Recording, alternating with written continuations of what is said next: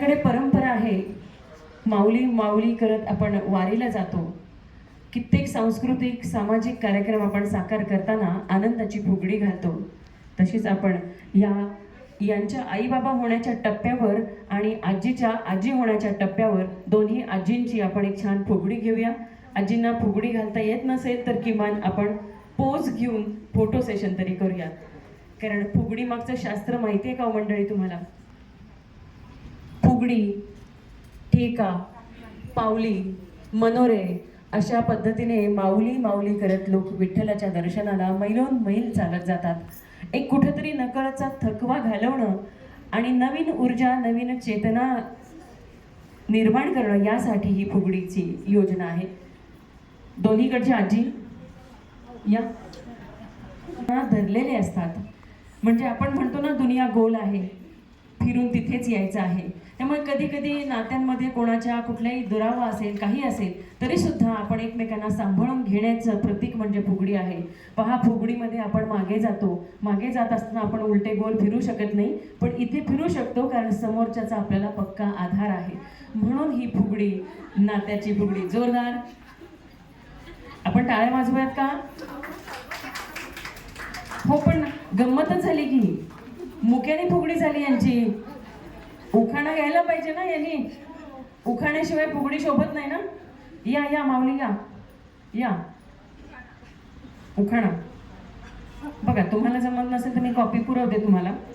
फक्त तुम्ही सगळे स्क्वॉड मंडळी बघू नका, मी यांना कॉपी देते.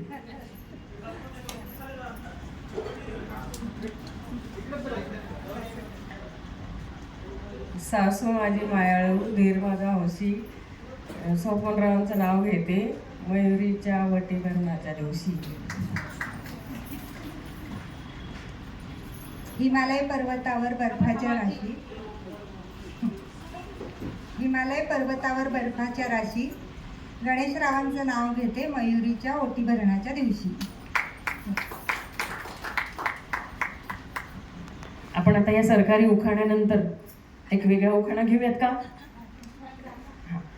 मी तुम्हाला म्हणते की येणाऱ्या बाळाच्या स्वागतासाठी लाडू पेढे वळू, आपण दोघी विहिणी फुगडी खेळू.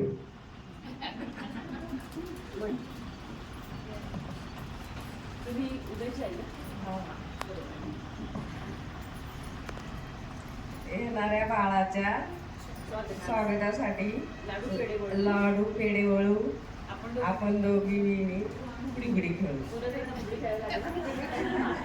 आणि आता तुम्ही घ्यायचंय, दुधापेक्षा प्रिय असते दुधापेक्षा प्रिय असते दुधावरची साय, माझी लाडाची लेक मयुरी होणार आहे आता माय.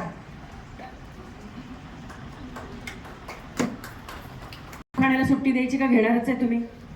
नाही घेणार आहे का? काहीतरी असेल ना.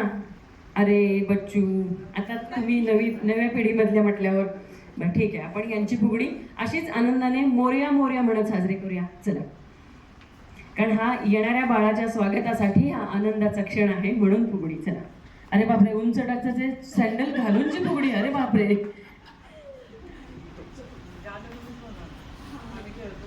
तुम्ही मोरया मोरया करत म्हणूया. माऊली माऊली माऊली माऊली माऊली माऊली माऊली माऊली माऊली माऊली. अरे वा, पावली तुमची उंच टाचाच्या सँडलची फुगडी तुम्हाला चांगली पावली आहे. त्यांच्यासाठी खरं टाळ्या वाजवायला पाहिजे. धाडस आहे उंच टाचाच्या चप्पल घालून फुगडी. हीच ती मंडळी आहेत, जरी उंच टाचाचे चप्पल घातले, बूट घातले, जीन्स घातले, नव्या युगाच्या नव्या नारी करतो फॅशन, आवडते जीन्स भारी, पण सणावाराला शोभा आणते आपली फुगडी लय भारी. चला, आता बाळाची होणारी आत्या आणि मामी, तोपर्यंत आपण इथे औक्षणाची तयारी करूया. आजीबाई कुठे गेल्या दोन्ही? म्हणून हा ओटी भरण्याचा संस्कार. तिला काय हवं काय नको याची चौकशी करत, तिचे सगळे लाड कोड पुरवत, येणाऱ्या बाळाला सुखदपणे आयुष्यात येण्यासाठीची संधी देण्याचा हा क्षण प्रत्येक बाईच्या आयुष्यात हळवमन करणारा असतो. आणि हा खरं तर मयुरी, हा 9 महिन्याचा काळ हवं तसं पळवण्याचा काळ आहे बरं का. हा 9 महिन्याचा काळच फक्त बायकांच्या आयुष्यात असतो की नवऱ्याला आपण हवं तसं पळ म्हणून तिथे पळवू शकतो. आणि हा एक गोड लाडीक भाव आपल्या आयुष्यातला आपण आनंदाने साजरा करू शकतो.